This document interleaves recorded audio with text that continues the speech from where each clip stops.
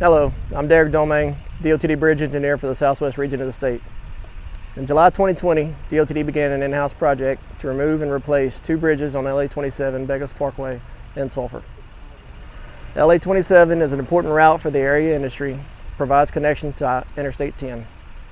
It was critical we replace these two bridges to prevent long-term delays in the future. In October 2020, crews completed the replacement of the northernmost bridge, while in January 2021, the southernmost bridge was completed. As part of this project, the bridge section is working with the DOTD maintenance section to mill and overlay the asphalt approaches at both bridges. To talk more about this process, my colleague will explain the overlay operation. I'm Danny Spears, DOTD Supervisor for the district-wide crew. I'm overseeing the overlay operation for the Bagless Parkway Bridge project.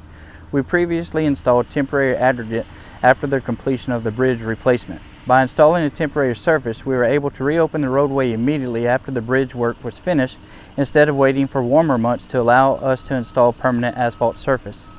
Today, crews will be laying a half-a-mile permanent 2-inch asphalt overlay from the northernmost bridge to the southernmost bridge. This is expected to improve the service of the roadway. Once the overlay is complete, the bridge section will coordinate the installation of new guardrail and permanent pavement markings. Thank you for listening to this update and your continued patience while we complete this project. As a reminder, please exercise caution while traveling through work zones and be on the lookout for DOTD crews working on the roadway.